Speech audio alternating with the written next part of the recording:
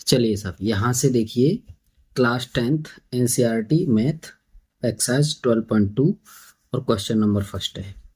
ये एक्सरसाइज ये दी है। यहाँ जब तक कहा ना जाए तब तक आपको पाई का मान 22/7 लगाना है। पहला क्वेश्चन, एक ठोस एक अर्धगोले पर खड़े एक शंकु के आकार का है जिनकी त्रिज्याएं 1 सेंटीमीटर हैं तथा शंकु की ऊंचाई उसकी त्रिज्या के बराबर है। इस ठोस का आयतन पाई के पदों में ज्ञात कीजिए। इसको हमें पाई के पदों में ही लिखना है, यानी पाई की वैल्यू हमें नहीं रखनी है। चलिए साहब, यहां करेंगे, पहले एक चित्र बनाते हैं। पहले यहां एक चित्र बनाते हैं। चित्र बनाइए साहब।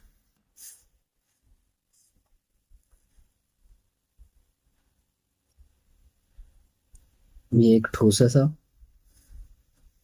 यहाँ तक 1 सेंटीमीटर की ये है और ऊंचाई ये है 1 सेंटीमीटर, ये भी 1 सेंटीमीटर की है। ठीक है ना, यहां से यहां तक 1 सेंटीमीटर। तो सबसे पहले हम लिखेंगे शंकु। देखो शंकु, शंकु ये रहा और इसकी ये त्रिज्या बनेगी। शंकु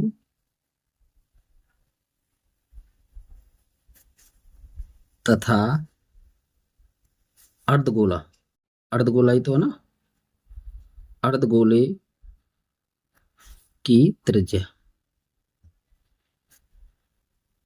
आर बराबर कितनी बनी हमारी, ये बनी 1 सेंटीमीटर जो पहले दे रखी है हमें। उसके बाद शंकु की ऊंचाई,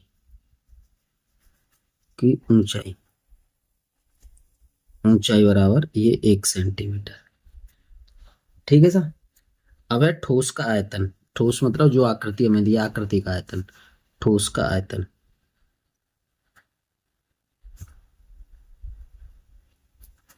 आयतन बराबर, इसमें देखो ऊपर वाले भाग है शंकु का आयतन प्लस अर्धगोले का आयतन। शंकु का आयतन,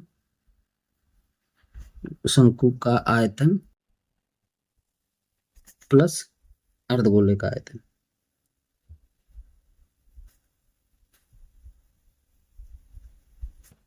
शंकु का आयतन हमारा कितना बनेगा, 1/3 पाई आर स्क्वायर एच। ये हमने करवाया है पहले, बेसिक में देख सकते हैं आप। 2/3 पाई कैपिटल आर ले लीजिए इसको। वैसे तो आर दोनों की एक जैसी है तो आर ही ले सकते हैं हम, कोई दिक्कत नहीं है।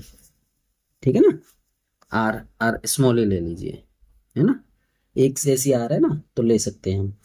तो देखो यहां से देखो ये और ये दोनों आर जो है हमारी कैसी हैं, बराबर हैं। यानी कि आर ये तो एच एच और आर दोनों बराबर हैं हमारी। तो यहां से हम क्या लिख सकते हैं, 1/3। देखो एच बराबर आर, यहाँ ऐसे लिख लीजिए, एच बराबर आर, यहाँ क्योंकि वो भी एक है और वो भी एक है तो दोनों को लिख सकते हैं हम। तो 1/3 पाई आर क्यू लिख देंगे इसे, ठीक है ना, प्लस इसको लिख देंगे 2/3, 2/3 पाई आर क्यू। ठीक है ना, इसे 2/3 पाई आर क्यू लिख सकते हैं। तो पाई/3 अगर मैं इसमें से कॉमन ले लूं और आर क्यू अगर मैं इसमें से कॉमन ले लूं तो यहां से बचा एक, एक बचा और यहां से कितना बचेगा, 2। यही तो बचा, ये बचा आपका पाई/3, ये रहा आपका आर क्यू इंटू यहाँ 3, 3 से 3 काटो और ये पाई हो गया। और आर की जगह पे हम 1 रख सकते हैं तो 1 का क्यू कर देंगे, 1 का क्यू। तो पाई गुणा 1 लिख सकते हैं हम इसे। तो बचा क्या हमारा, पाई। तो इसका आयतन हमारा कितना निकल करके आया, पाई सेंटीमीटर क्यूब। चाहे आप चाहें तो यहाँ इसको एच का वैल्यू अलग रख लीजिए, इनकी वैल्यू अलग रख रख करके कर सकते हैं, लेकिन मैंने देखा कि दोनों आर और एच दोनों बराबर हैं तो मैंने उसे ऐसे रख दिया। तो इस तरह से हमारा ये क्वेश्चन कंप्लीट होता है। आइए सर अब देखते हैं हम क्वेश्चन नंबर 2। क्वेश्चन नंबर 2 लिखिए, इसका देखते हैं। एक इंजीनियरिंग के विद्यार्थी रचेल ने एक पतली एल्युमिनियम की शीट का प्रयोग करते हुए एक मॉडल बनाने को कहा गया जो एक ऐसे बेलन के आकार का हो जिसके दोनों सिरों पर 2 शंकु जुड़े हुए हैं। इस मॉडल का व्यास 3 सेंटीमीटर है और इसकी लंबाई 12 सेंटीमीटर है। यदि प्रत्येक शंकु की ऊंचाई 2 सेंटीमीटर हो तो रचेल द्वारा बनाए गए मॉडल में अंतर्विष्ट हवा का आयतन ज्ञात कीजिए। यह मान लीजिए कि मॉडल की आंतरिक और बाहरी त्रिज्याएं लगभग समान है, बराबर हैं। ठीक है ना। चलिए, तो ये मॉडल बनाते हैं। इंजीनियरिंग का एक स्टूडेंट है, उससे एक मॉडल बनाने के लिए कहा गया है। तो मॉडल सबसे पहले चित्र बनाते हैं हम इसका। किस तरह से मॉडल बनाते हैं ये देखिए। सबसे पहले पहले हम इस मॉडल का एक छोटा सा चित्र सा बनाते हैं, उसके बाद आपको पता चलेगा कि इसका क्या अर्थ है। चलिए मॉडल बनाते हैं साहब। यहाँ देखिए, एक तो इस तरह से बीच में तो ये बेलन है इस तरह, ठीक है ना, ऐसे और ऐसे ये बेलनाकार भाग है और दोनों तरफ इसमें शंकु लगा दिए गए हैं। इनकी नाप तोल लिख लीजिए आप। यानी कि यहाँ से यहाँ तक ये 2 की है भुजा, 2 सेंटीमीटर की, और यहाँ से यहाँ तक यानी शंकु की ऊंचाई 2 सेंटीमीटर है। दोनों शंकु जो है उनकी 2-2 सेंटीमीटर की ऊंचाई है। ठीक है।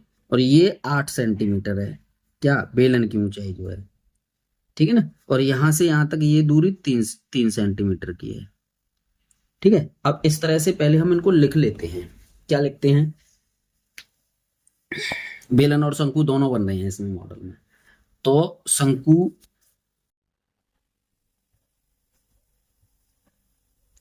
की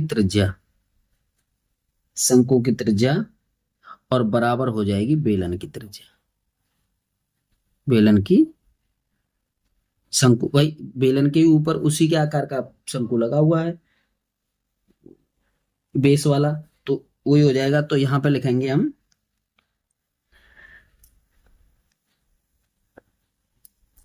मॉडल का व्यास बराबर हमें कितना दिया है? 3 सेंटीमीटर। ठीक है ना। तो शंकु तथा बेलन की त्रिज्या 3/2 यानी कि 1.5 सेंटीमीटर हो जाए दोनों की। 1.5 सेंटीमीटर की त्रिज्या है ना। आ रहा है ना समझ में। और मॉडल की हमें कुल ऊंचाई कितनी दी है? लिखेंगे बेलनाकार भाग की ऊंचाई। यहां लिख लीजिए बेलनाकार भाग की ऊंचाई। बेलनाकार भाग की ऊंचाई बराबर हम कैसे करेंगे? कुल ऊंचाई कितनी है? 12। और इस दो इधर से, दो इधर से, 2 और 2 4 घट गए इसमें थे, तो 8 सेंटीमीटर की हमारी बेलनाकार भाग की ऊंचाई हो गई। ठीक है सर, बेलन की ऊंचाई हो गई। और अब लिखेंगे हम, अब मॉडल में वायु का आयतन, वायु का आयतन तो बेलन और शंकु दोनों के आयतन जोड़े जाएंगे। दो शंकु और एक बेलन। तो ठीक है ना। तो बेलनाकार भाग का आयतन, बेलनाकार भाग का आयतन, भाग का आयतन प्लस 2 गुणा शंकु का आयतन, शंकु का आयतन। ठीक है ना। वो नाप तो बिल्कुल बेसिक चीजें हैं, उनकी नाप तो ले, उनको लिख लो और फिर भाग को देख करके लिख लीजिए उसे क्या है। समझ रहे होंगे आप। तो क्या है? 2 गुणा, अब देखो इसकी दो ऊंचाई अलग अलग हो गई, तो H1 H2 ऐसे मान मान करके कर लेंगे। देखो πr² H1 प्लस बेलन के लिए, तो 2 गुणा 1/3 πr² H2। ठीक है ना। तो πr² ये हमने कॉमन ले लिया, तो H1 plus 2/3 H2। H r² इधर से, r² इधर से, पाई भी आ गया इधर से, तो ये ऐसे बन गया। इस 22/7, क्योंकि वो कह रहा है इसीलिए हम 22/7 रख सकते हैं।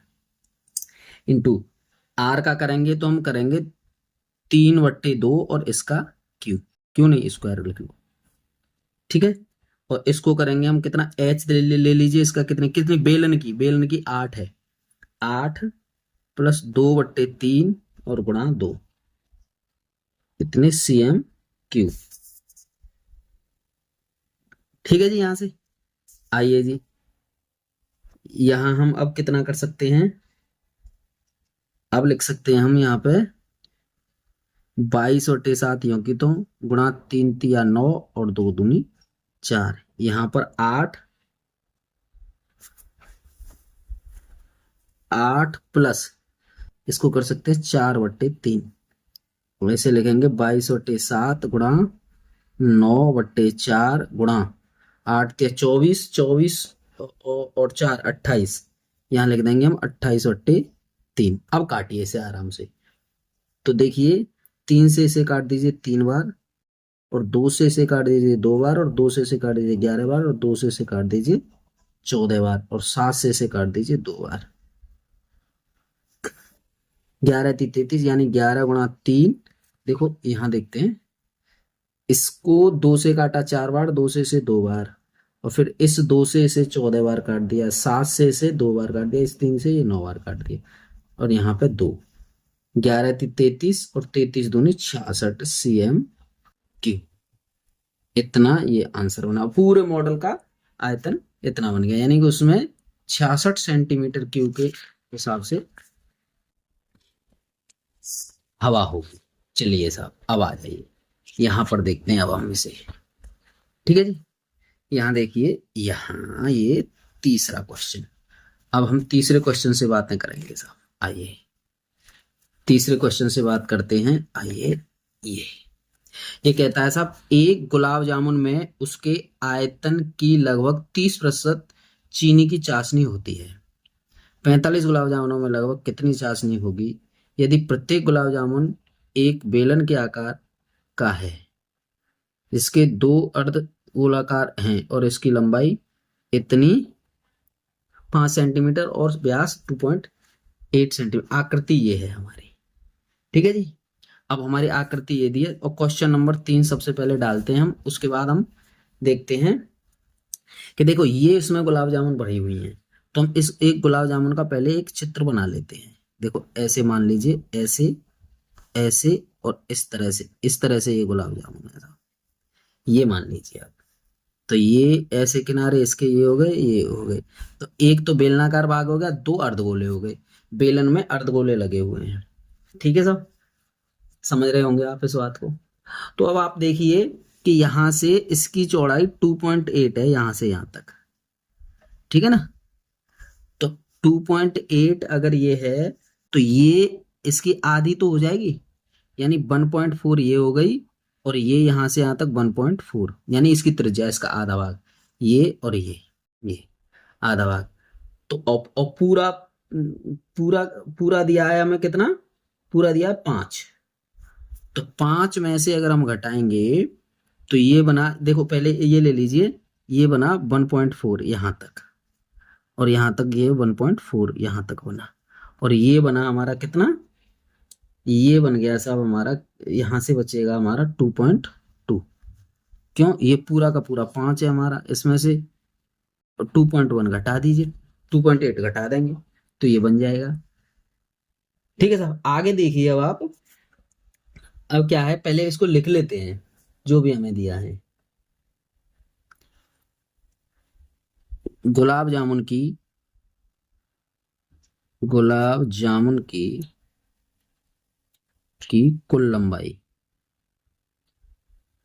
लंबाई इक्वल टू 5 सेंटीमीटर। ठीक है ना, अब त्रिज्या बराबर कितनी हो गई साहब, 2.8, और उसमें 2 का भाग दे दें तो 1.4 हो गई, है ना। बेलनाकार और अर्धगोलाकार दोनों भागों की त्रिज्या हमारी 1.4 हो गई। अब 1.4 इधर से और 1.4 इधर से, ये दोनों में से हमें इसको माइनस करना पड़ेगा।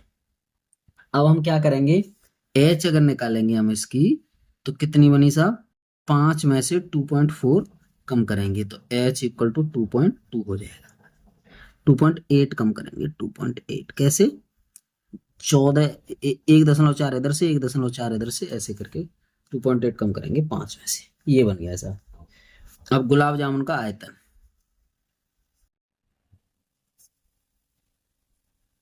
गुलाब जामुन का आयतन इक्वल टू,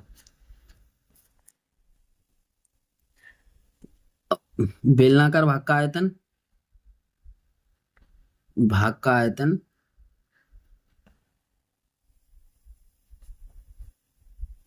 प्लस 2 गुणा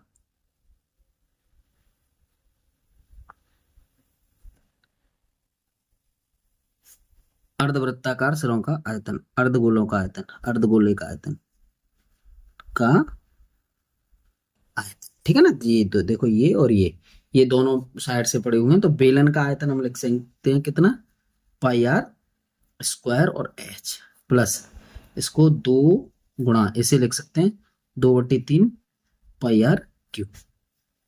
अर्धगोले है ना, 2/3 पाई आर क्यूब। ठीक है जी, ये बना हमारा। अब हम यहां से देखिए, इसमें से और इसमें से कॉमन हमारा कितना आ रहा है, पाई आर स्क्वायर कॉमन आ रहा है, तो यहां से हमारा एच बचा, प्लस इसको हम 2×4/3 आर, क्योंकि एक आर इधर आ गई और पाई आ गई इधर, एक बच गई, 2 आ गई आर बाहर। ठीक है ना, एक बच गई। तो यहां से अब वैल्यू रखिए आप, यहाँ पाई का मान 22/7 क्योंकि वो कह रहा है हमसे, यहाँ 1.4 और इसका वर्ग, और इसको लिखेंगे हम 2.2 प्लस 4/3 गुणा 1/1.4। ठीक है सर, इसको लिखेंगे हम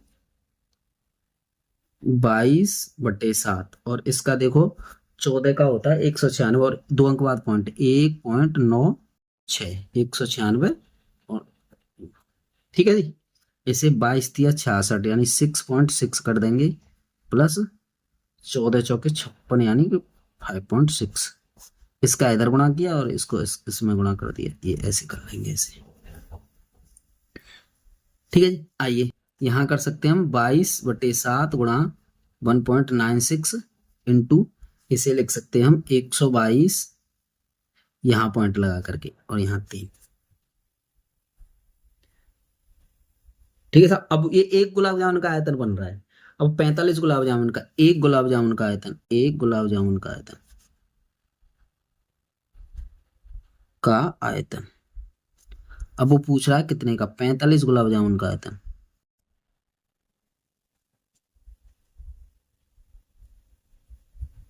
आयतन तो यानी 45 का गुणा कर दीजिए इसमें, 22/7 गुणा 1.96 इंटू 122.3, इसमें गुणा करते हैं सब सबका। ठीक है जी, इनमें गुणा करते हैं, तो इन सब का गुणा करने के बाद हमारा बनता है, अब इसमें 30% चाशनी की जरूरत हो रहा है। पहले ये ऐसा करो कि एक साथ ही सबको हल कर लेंगे, इसमें 30% चाशनी की जरूरत हो रहा है, तो उसे और कर लेते हैं। तो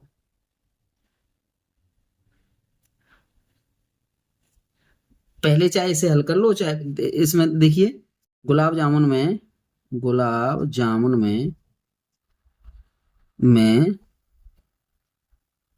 चाशनी की मात्रा, मात्रा बराबर, तो 30% है तो 30/100 लिख लो, इसे लिख लीजिए 45, और गुणा 22/7 गुणा 1.96 गुणा 1.22 और बटे 3, ये लिख लीजिए सर। ठीक है जी, चलिए इसकी 30% हमने ये निकाल लिया। अब इसे हम थोड़ा हल करते हैं। देखो यहाँ ले लेते हैं, इससे एक 0 से ये 0 काटी, ये 3 से 3 काटी, और 7 से 7 एकम 7, 7×6 = 42, 7 से इसे काटो, 7 एकम 7 .7×6 = 42, नहीं नहीं, इसको इसको रहने दो, ऐसे नहीं कटेगा ये। अब जो बचा है उसे लिख लेते हैं, ठीक है ना, बचा है उसको लिख लेते हैं। देखिए काट दिया, 7 से ये देखो, 5 से काटो इसे, 5 से 5 दूनी 10 और 5 नाम 45, और इससे काट दिए, इससे 11 बार। ठीक है ना, तो ऊपर जो बच रहा है उसको लिखो। देखो बना कैसे, कैसे बना, ये बना हमारा 9 गुणा 11 गुणा 1.96, और गुणा 1 2.2 1.12 ऐसे ऐसे ले लो 1.22 है ना। और बटे नीचे हमारा एक केवल 7 बचेगा क्योंकि इससे कुछ कटा नहीं था। देखिए ये हमारा गुण, ये हमने काटने की कोशिश की लेकिन ये कटा नहीं है, तो ये 7 बचना है, ये 7 इधर बचेगा। ठीक है जी।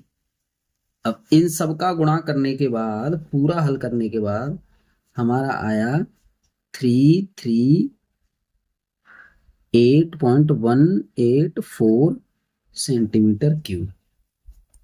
और इसको हम लिख सकते हैं आगे आगे वाला ही 338 cm3 इसके बराबर। इसको हटा देंगे तो इस तरह से हमारा ये तीसरा क्वेश्चन कंप्लीट होता है। अब आता है हमारा क्वेश्चन नंबर 4। क्वेश्चन नंबर 4 चलिए पढ़ते हैं हम इसे। पहले पहले पढ़ लीजिए, पढ़िए साहब। एक कलमदान घनाभ के आकार की एक लकड़ी से बना है जिसमें कलम रखने के लिए 4 शंक्वाकार गड्ढे बने हुए हैं। घनाभ की विमाएं 15 सेंटीमीटर गुणा 10 सेंटीमीटर गुणा 3.5 सेंटीमीटर। प्रत्येक गड्ढे की त्रिज्या 0.5 सेंटीमीटर है और गहराई 1.4 सेंटीमीटर है। पूरे कलमदान में लकड़ी का आयतन ज्ञात कीजिए। देखो इस तरह से ये वो है, और इसमें ये गड्ढे शंक्वाकार बने हुए हैं, तो शंकु के जो गड्ढे हैं उनका भी दिया है इसकी विमाएं और इसकी भी। तो हमें जो ये घनाभ के आकार की आकृति है इसके, इसका जो आयतन है, इसका जो आयतन बनेगा उसमें से इन चारों शंकुओं का आयतन को घटाना पड़ेगा। ठीक है ना। चलिए अब पहले यहां देख ले, देखो ऐसे करके ये चित्र है, ये मान लीजिए ये है, ये घनाभ के आकार का है। इसमें ऐसे ऐसे ऐसे और ऐसे ये पेन लगे हुए हैं, पेन। तो ये जो शंकु है ये इन इनको हटा करके इस घनाभ का क्षेत्रफल हमें ज्ञात करना है। ठीक है ना। आइए अब हम क्या करते हैं, यहां पर लिखते हैं घनाभ की लंबाई, घनाभ की लंबाई, लंबाई इक्वल टू कितनी होगी 1 पॉइंट मतलब 15 सेंटीमीटर। ठीक है साहब। घनाभ की चौड़ाई, घनाभ की चौड़ाई, चौड़ाई बराबर कितनी हो गई साहब 10 सेंटीमीटर दी है। जो जो हमें दी है उस सबको लिख लीजिए आप। और घनाभ की ऊंचाई, की ऊंचाई बराबर कितनी हो गई 3.5 सेंटीमीटर। ठीक है साहब। अब शंक्वाकार गड्ढे, शंक्वाकार गड्ढे की त्रिज्या, त्रिज्या बराबर कितनी दी है हमें 0.5 सेंटीमीटर। और शंक्वाकार गड्ढे की ऊंचाई ये कितनी बन जाएगी हमारी 1.4 सेंटीमीटर। ठीक है ना। अब है कलमदान में, यहां लिख लो कलमदान, दान में लकड़ी का आयतन बराबर घनाभ का आयतन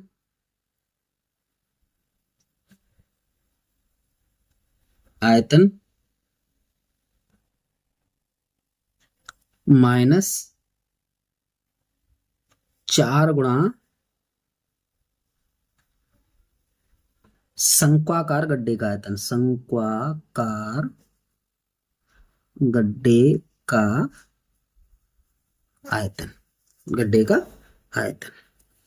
तो देखिए समझिए यहां हम कितना करेंगे, इसका होता है L into B into H, यानी लंबाई गुणा चौड़ाई गुणा ऊंचाई, ये दिए हमें लंबाई चौड़ाई ऊंचाई, माइनस 4 गुणा 1/3 pi r square h, pi r square H.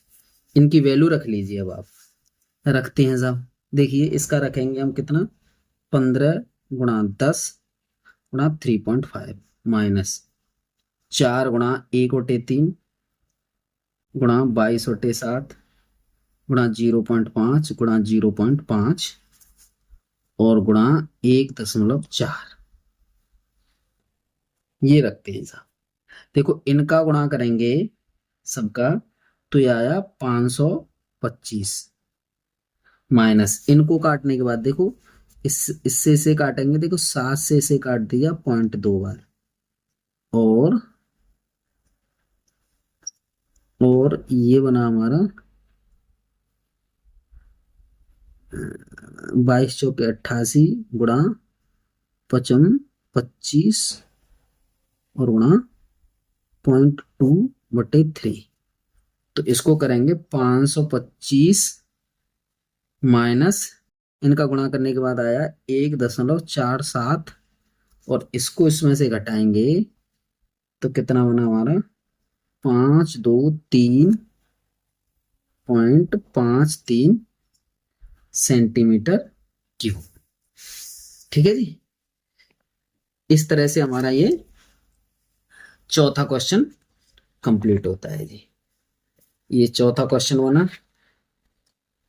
चलिए